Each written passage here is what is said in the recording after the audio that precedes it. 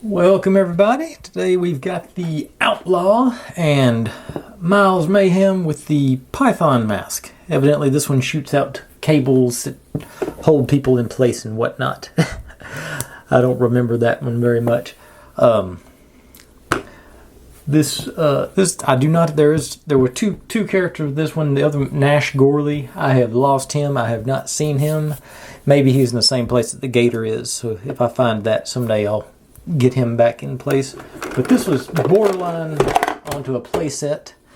It basically, the back lift up and you got a cannon, and it does. Let's see if I can find the trigger.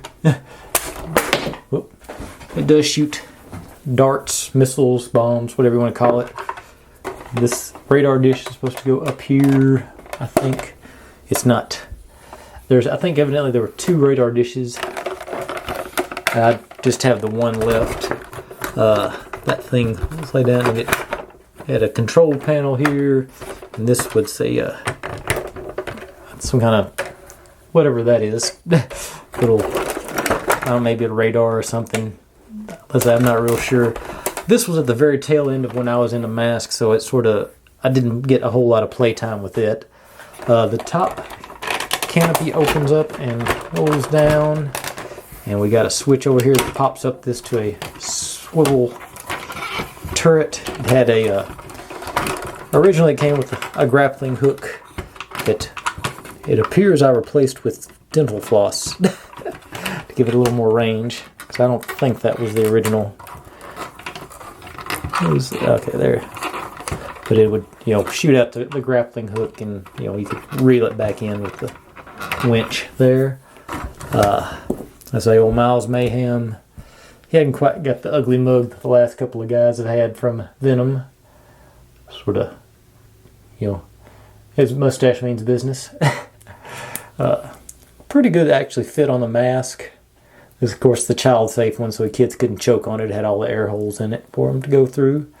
Little, decoration on the lapel and a bolo of pouches.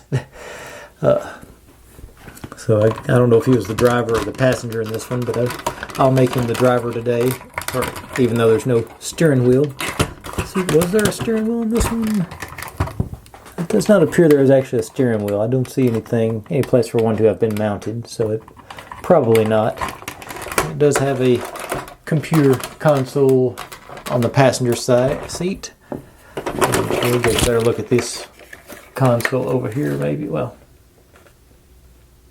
and there's some, probably a supercomputer, an 80s version of a supercomputer up there with all the magnetic tapes. I didn't get a tremendous amount of playtime with this one because it was at the very tail end of my M.A.S.K childhood collecting. But, still, all in all, pretty nice one. It seems like this wasn't even a birthday present or anything. This was just I saved up for it and bought it. Or something. Can't really remember. And I can see the spring down. I don't think I can show you, but I can see the spring down in there where it used to launch the grappler.